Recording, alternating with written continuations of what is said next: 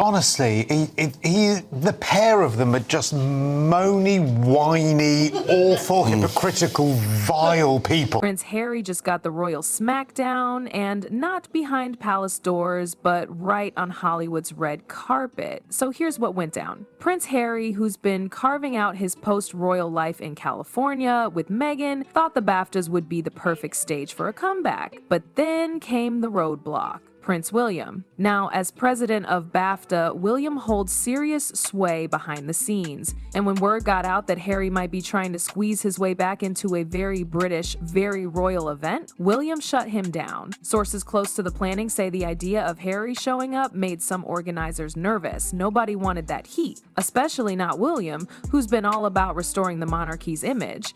Letting Harry in would have opened the floodgates. And for Harry, that rejection was a public reminder that his royal ties don't carry the same weight anymore. He's not part of the events where royals shine and the cameras roll. And just like that, any hopes of a soft re-entry into the UK's good graces through a high-profile event got iced by his own brother.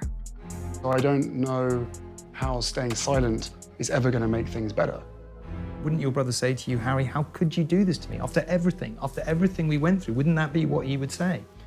He'd probably say all sorts of different things. Now here's how things started. Despite having no current film projects, no nominations, and no real connection to this year's awards season, Prince Harry personally reached out to BAFTA host Alan Cumming asking for an invite. Yep, you heard that right. Harry himself allegedly contacted Cumming trying to secure a spot. And this wasn't just a friendly royal checking in. The idea was to get into the room, be seen, and signal that he's still a player in British circles, especially the elite ones. But insiders say the move raised eyebrows. Why would someone with no ties to the films or creators being celebrated that night want so badly to attend? And more importantly, why go directly to the host instead of through official BAFTA channels? Turns out, Harry knew his odds weren't great with the actual organizers, so he gambled on a personal connection with Cumming, hoping that star power could open a back door. But he didn't just want a seat in the crowd, Harry was plotting a full-on royal return under the glitzy lights.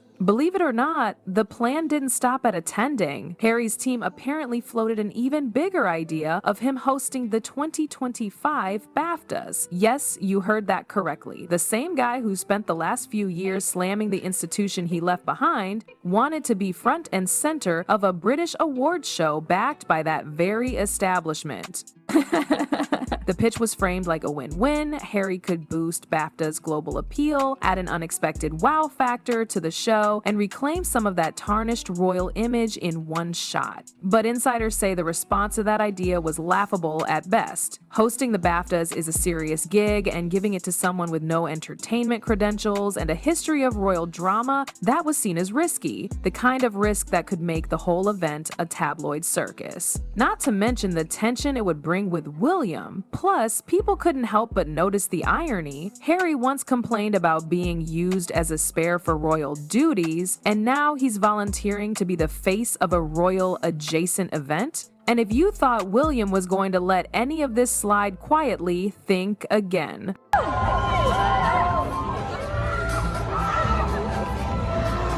As BAFTA's official president, William didn't just sit back and observe. According to multiple sources, once word of Harry's possible involvement started to surface, William made it very clear this was a non-starter. The moment Harry's name came up in any BAFTA planning conversations, it was reportedly shut down immediately. What's powerful here is how William did it with zero drama, no statements, no public snubs, just a firm internal message. This is not happening, BAFTA is one of the few high-profile British platforms still directly connected to the royal family, and letting Harry use it to rebrand himself would have undermined everything William's been trying to preserve. Even behind the scenes, William's influence at BAFTA carries weight, and insiders say this wasn't the first time he's made executive decisions to avoid controversy. But this time, it sent a much louder message. Harry may still wear the title, but when it comes to real royal influence, that door is officially closed. And if you thought William was just passively watching,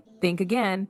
He didn't raise an eyebrow, he raised a wall. There's a lot to be discussed, and I really hope that they are willing to sit down and talk about it. Do you still believe in the monarchy?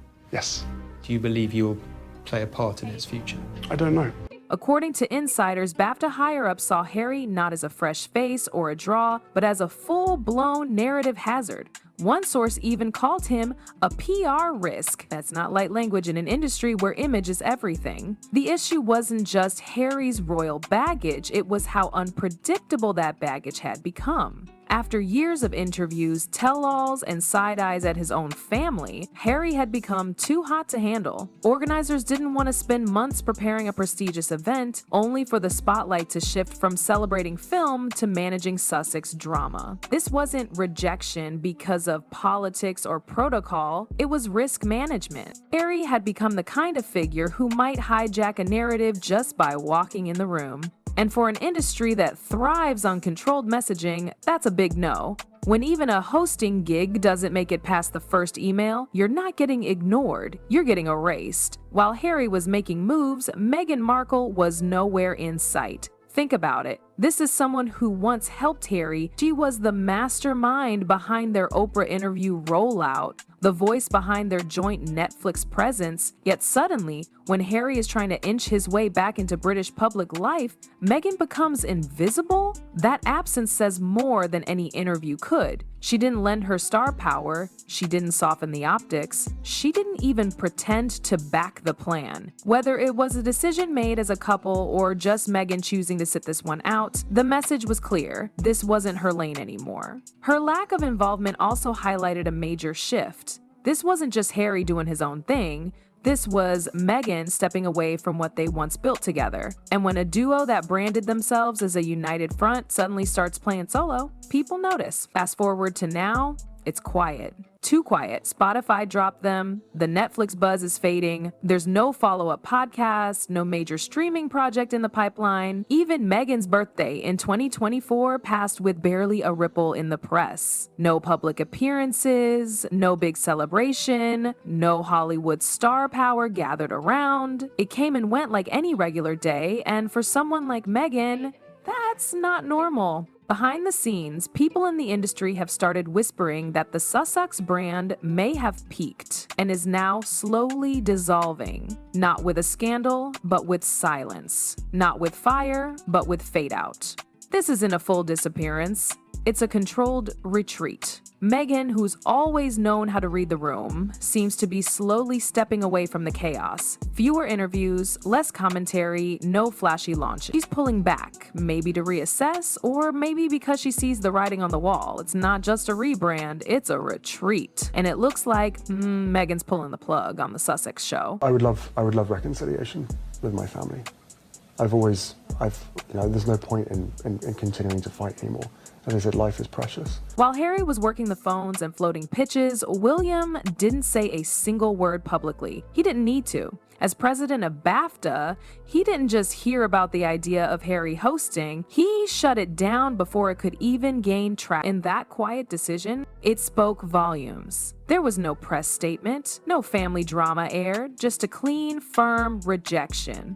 A royal no, delivered without fuss but backed by undeniable weight. It was William's way of showing exactly where the line is drawn without getting his hands dirty. This wasn't about petty rivalry. It was about protecting an institution and sending a message. William clarified that the royal name still has standards, and that means no shortcuts, even for his own brother, especially not when that brother brings controversy everywhere he goes. It was a leadership moment, plain and simple. William isn't king yet, but with that single move, he showed everyone how he'll handle the job when the time comes. No speeches, no slams, just a simple message: this cannot happen. And with that, the curtain fell. It wasn't just an award show. It wasn't about Hollywood appearances or public relations strategy. This was something deeper, more personal. What we just witnessed was a royal metaphor, a silent but sharp sign that the bridge between William and Harry is crumbling, maybe for good. For years, we watched these two navigate the loss of their mother, their roles as young royals, and the pressure of public life together. But now, there's no together. Every move Harry makes these days seems to come from a different world, his world. One built on media deals, personal storytelling, and image crafting. Meanwhile, William is firmly rooted in tradition, duty, and long-game thinking. The BAFTA rejection wasn't just William protecting the institution, it was William drawing the line between family and function,